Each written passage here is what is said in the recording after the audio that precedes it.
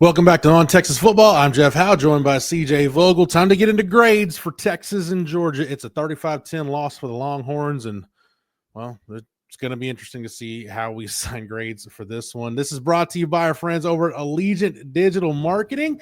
Did you know that among the top 9 challenges business owners face, the most difficult ones include finding customers, increasing brand awareness, digital advertising, and lead generation? What if I could point you to a local homegrown agency here in Austin that could solve those problems for your business once and for all? For over 25 years, Allegiant Digital Marketing co-founder and CEO Chad Markham, a UT grad and instructor of the Digital Marketing Boot Camp here at UT Austin, has helped thousands of businesses overcome these challenges. Take advantage of their Hook 'em Horn special and save up to $2,500 in advertising. Visit AllegiantDigital.com/ontexasfootball to learn more today. And big thank you to Chad Markham and Allegiant Digital for sponsoring this edition of On Texas Football. All right, CJ, let's go ahead and get to the grades. Let's start with Arch Manning. Not a terrible performance by any stretch. 27 for 43, 251, 1 touchdown, 1 interception, minus 17 yards on the ground. That's due largely to 3 sacks. CJ, what would you grade Arch in this one? I thought Arch played well. I thought early on, I thought he was dialed, and then obviously we'll talk about the drops, but early on I was sitting there saying, wow, he's hovering north of 70% completion. Texas is moving the ball, not very consistently, but hey, he's being a big part of that, right? Drops obviously killed a number of drives, took some points off the board, but for me, Arch, I thought played well. It's probably a B minus. His legs weren't a threat, probably by design given the concussion history. But I thought he was putting the ball in some very, very nice situations. And look, you only scored 10 points on the afternoon, but I don't think a large reason for that was due to fault of Arch. Yeah, I'm going to give him a B minus. There were, and we'll get to it when we get to the wide receivers. There was a couple of plays there. Texas left a lot of yards and points on the field in this one, but I thought for the most part, Arch was on point. I thought he handled the pressure as well as he could until it got to the point. CJ, this has been the problem for Texas, really, not so much the Ohio State game to an extent, but really in the Florida loss, in this game against Georgia, and even you can go back to where things got away from them against Mississippi State. They don't try to run the ball. They can't run the football. It just falls on Arch. It turns into a throw game, and then it's Arch just trying as hard as he can to get away from pressure and use his legs. That's not a winning formula, but I mean, again, it's not the first time we've seen the Texas offense look like it did on Saturday. No, it's not, and that's what's so frustrating and here's the numbers, right? The starts is what we talk about, because Georgia, as we clearly saw tonight, fantastic second half team. Fourth quarter, They dominated. It was a disaster for Texas. But Texas now in 3 games against Georgia over the last year and a half, 0 points, 3 points, 6 points, no touchdowns. If you're Steve Sarkisian, how do you not take this matchup with Kirby Smart personally, right? How do you not sit there and say, this guy's had my number, he's a great defensive guy, I'm a great offensive guy, but I'm like, how does that not change? How's there not more to what Texas can bring to the table, especially coming off of a bye?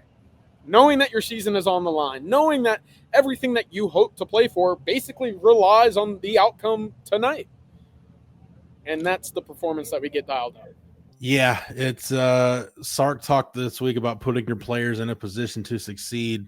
There were times where that happened, but at the end of the day, not much. And CJ, I don't think there's a position that exemplifies that more than running back. Look, I'm going to be completely honest. And this is probably overcooking it. I'm going to give that group a B, because I felt when Trey Wisner especially got opportunities to move the football and make things happen, he did. Again, you established the run in the first half at one point better than I thought you would.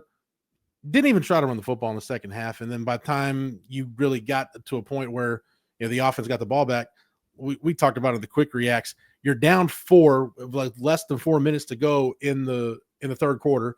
You're about to get the ball back. Then Georgia converts to 4th and 1. The next time the offense touches the ball, instead of being down 4, you're down by 18. And at that point, the run game is null and void. So, CJ, I'm going to give him a B. And most of that has to do with the fact that I was just disappointed we didn't get to see Trey Wisner get more opportunities to be a factor in this one. Again, Sark mentioned at halftime, we were running the ball well. Well, you're not running the ball enough. And that sounds crazy to say against the Georgia front, given what we know about this team and how they matched up a year ago. But look, you run for 33 yards on the opening drive. Your first rush was for 16 yards.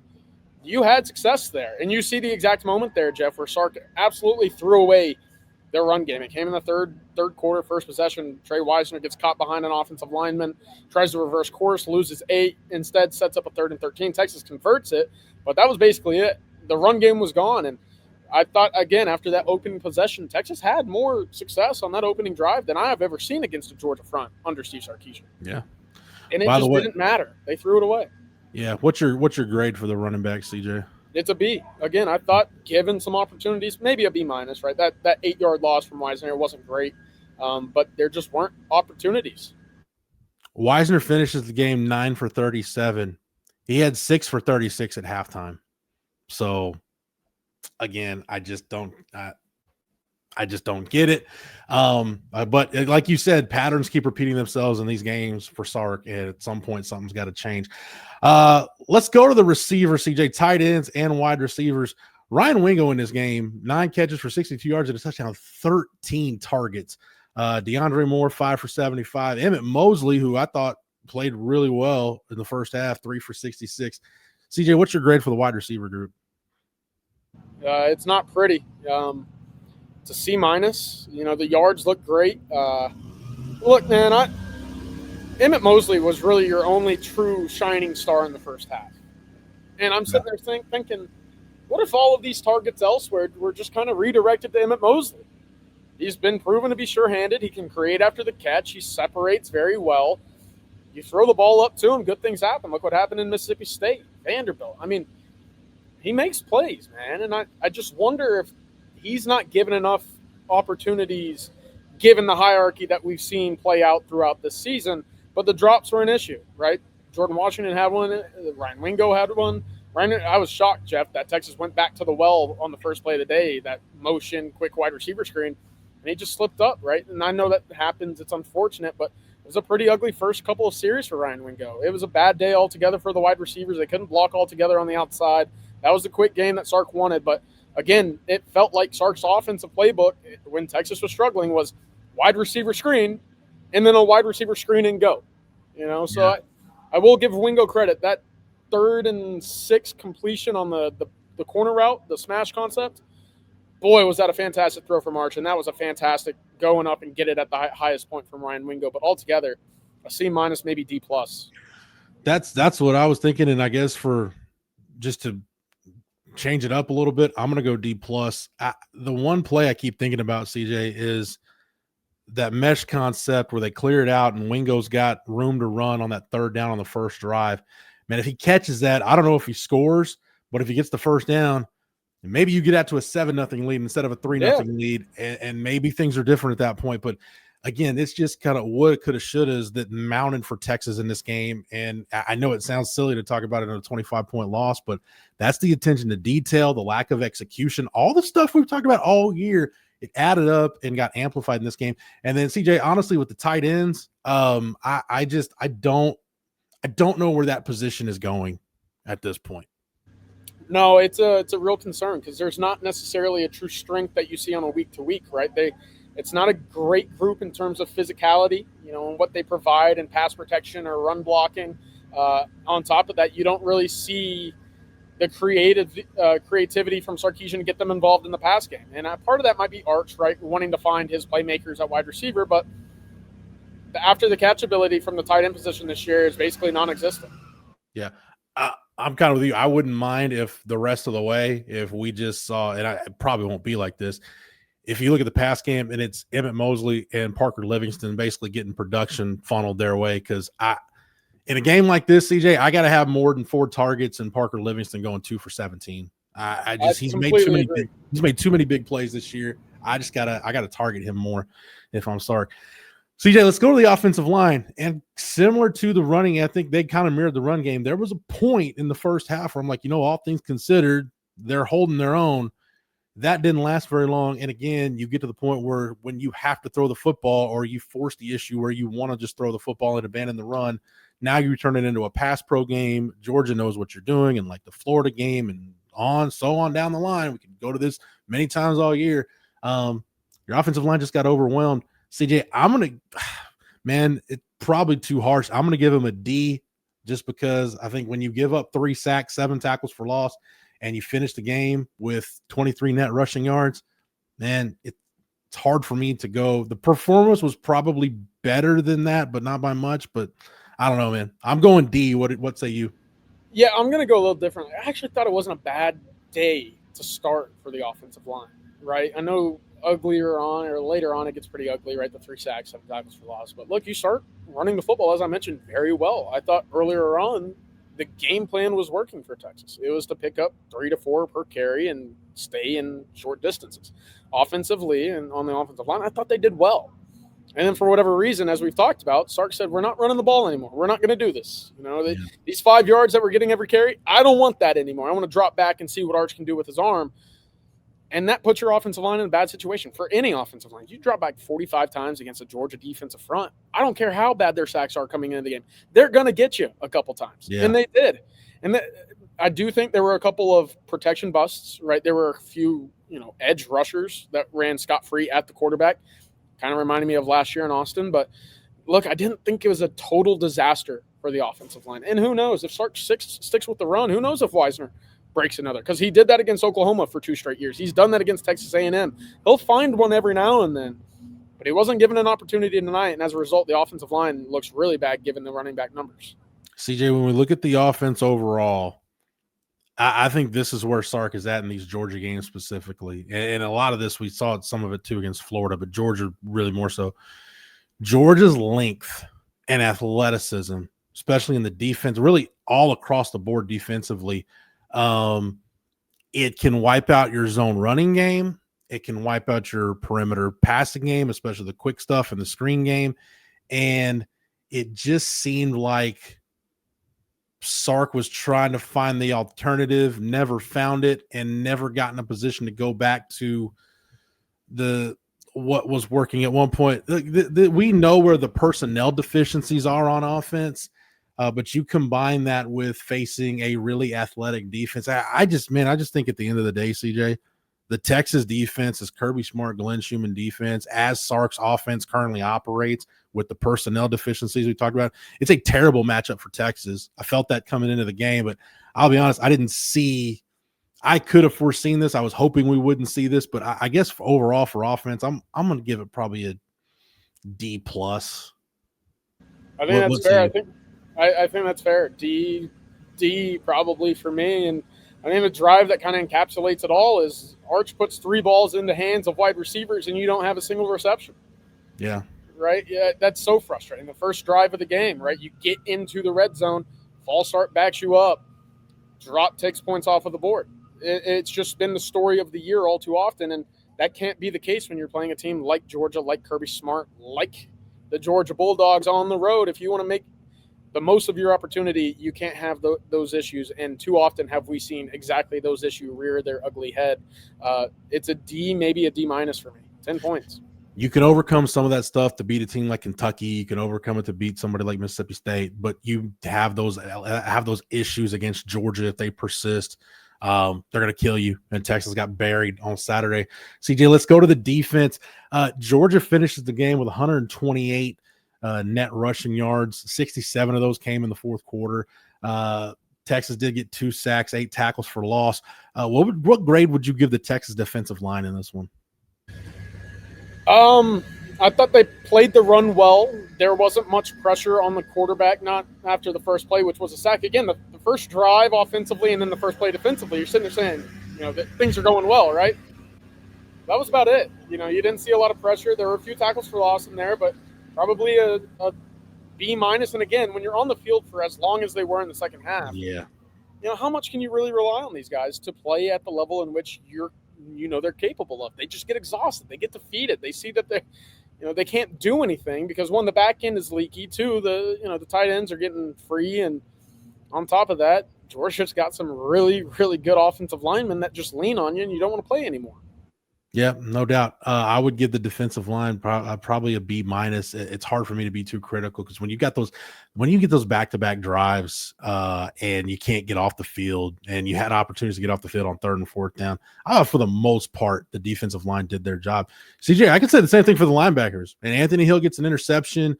Ty Anthony Smith played the best game we've seen him play in a while. Leonga Lafau was around the ball. Man, I'd give the linebackers just a solid B for this game. Yeah, I think so. That play Ty Anthony Smith made to force a 4th and 1 running on the wheel route from the running back, one of the best plays of the day. And it's unfortunate that gets overshadowed because of the final score and how the defense played later on. But I thought that was a great play. Early on, I thought they were fitting run fits very well. Leon Glafau, we haven't called his name in a while. He looks fantastic fitting the run. Anthony Hill, obviously, with the interception. It was a B for me. Again, the first 3 quarters, much higher grade than what the 4th was. It's just unfortunate the 4th is probably your final exam, and you fail that, Jeff, you probably failed the class. All right, let's get to it, man. Secondary wasn't good on Saturday. What's your grade for the back end? D minus. D minus. And I typically, Jeff, don't sit there and say, yeah, off coverage, this is the issue. Tonight it absolutely was. When you're not aggressive, when you don't play off coverage, stick your foot in the ground and drive on a ball that's coming at you 5 yards down the field, what's the point, man? And I don't think Texas necessarily has the dogs to go up there and play man, press man, and live that way, right? Not when they target Jalen Gilbo the way that they do. Not when they look at Warren Roberson and says, hey, he gets handsy, right? That's how we draw 15 yards. But when Texas went very quickly to Cade Phillips, I said, okay, maybe that's the solution, right? And for a while, Texas forced 5 straight punts. So they figured it out, right? It's Cade Phillips, it's Manny Muhammad. That's your physicality. No one was getting open down the field. But communication busts too often. 3 of the 4 passing touchdowns, guys wide open. Texas sticking 2 guys on 1 when there were 2 guys to the side, right? It was bad. I thought the communication would be fixed. I thought that the secondary would be good with Michael Taft and Jelani McDonald, Jeff, but this was a disastrous evening, and for a large reason of it coming from the back end. I'm going to give him an F. Sorry. I can't blame you.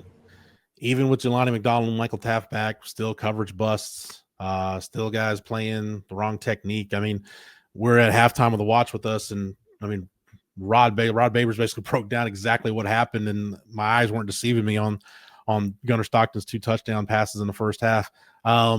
It's interesting too, CJ, like other than that one catch and run Zachariah Branch had where Michael Taft leveraged himself a little too far inside and missed a tackle. I actually thought the tackling in the secondary was about as good as it needed to be, but yeah, too many guys running open down the field, period. No, they were perfect, to your point, corralling Zachariah Branch earlier on, right? You saw exactly what they wanted to do. You play off-man coverage against Zachariah Branch. Here's a quick screen, and I thought Jalen Gilbo made a couple of big tackles, Michael Taft as well, and I looked down at the box score, and the passes that were behind the line of scrimmage, there was 4 completed in the first 2 or 3 drives that only go for about 9 yards. I think you live with that. It was the passes that were downfield where you say, well, those guys are wide open, and there's 30 yards that you just give up. CJ, as far as the defense overall, I think if I'm given a couple of B's and then an F, I'm probably somewhere around like maybe a C minus somewhere. I don't know. I was told there would be no math involved in this, but where are you for the defense overall? Yeah, see, this is tough because, again, to just look at it and say 35 points, 21 coming in the second half, yeah, probably a D. But the way in which it happened, Texas played, I don't want to say lights out, but boy, they found a damn good rhythm from the second and third quarters, right? Mm-hmm. They were fantastic. And then they get exhausted. Then you're on the field for basically 2 or 3 consecutive possessions, and you just wear down. You get defeated morally. It's a C. You only get 1 turnover. No real big havoc plays behind the line of scrimmage. Georgia was able to convert 4th and 3rd downs basically whenever they wanted, and they didn't really face a lot of 3rd downs early on. Mm-hmm. Yeah, to your point, if you look at Georgia's drive chart after the first 2 touchdown drives, their next 5 drives, 6 plays and a punt, 3 plays and a punt, 6 plays and a punt, 3 plays and a punt, 2 plays and an interception. I mean, there's that middle stretch where the defense was really good. It's just the start and the end were pretty horrific. So it probably evens out to be a C. But CJ, as we go to the special teams, look, I know Sark talked about complimentary football after the game. This team just has struggled to do that this year for a variety of reasons. I've got an idea what your grade's going to be on the special teams, but go ahead and give it to me. If I wasn't outside and it's starting to get wet because of the sprinklers behind me, I'd be throwing this as hard as I can with this special teams unit, Jeff. But this is a new hat, so I'm not doing that tonight. But it's an F, man. I mean, again, you could basically make the argument that special teams was a very large reason why you lost this football game. Multiple penalties on special teams. You down Georgia on the 5. Well, you can't start that next possession there because you have an illegal formation. You have too many guys in motion. You don't come set before the kick. You return a kickoff to the 10-yard line. That's not going to do it against a Georgia defense. You have a fantastic return by Ryan Niblett that gets all the way over to the Georgia 45. Too bad, holding. Bring them all the way back. And then, of course, the onside kick. And Sarkisian says, hey, they practiced it and practice coming up. You know, they knew that this was going to be a possibility given what Kirby Smart had done previously to Texas in special teams. And for whatever reason, it doesn't look like it's ever been repped before, right? It's a bad day for special teams. It was a bad day all the way around. It was an F for me. Yeah, it's an F for me. I just, don't tell me you're prepared for it and then look completely unprepared for it.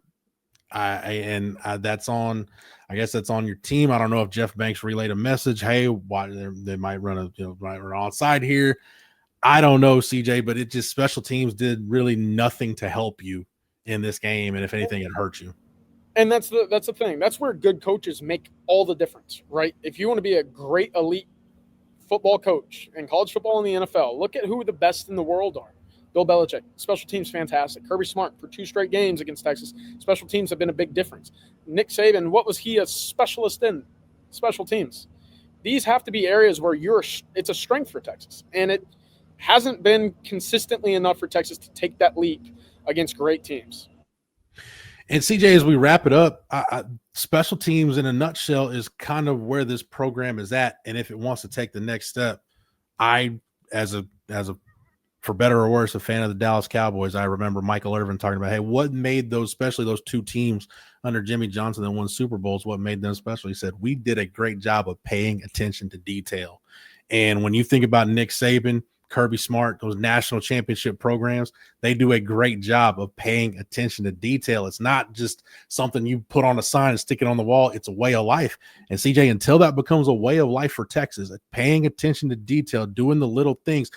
Kirby said it in the on his post-game interview with Laura Rutledge, in a game like this where the margins are so thin, you have to be aggressive. You have to be on point. And that just hasn't been Texas in these games. And those mistakes, again, against lesser talented teams, you're probably able to overcome them. When the talent evens out, it's going to hurt you. It's going to kill you. They're going to be amplified against a team like Georgia. And CJ, I think people have to be careful. And I mean, us included, have to be careful about not throwing the baby out with the bathwater on this deal. But the way the losses have happened this year and the way when the offenses hit lows or the defense has had issues, the mistakes keep repeating themselves. I think Sark has to take a good long look at a lot of things. It's going to be a long offseason because there's some really tough questions he's got to answer.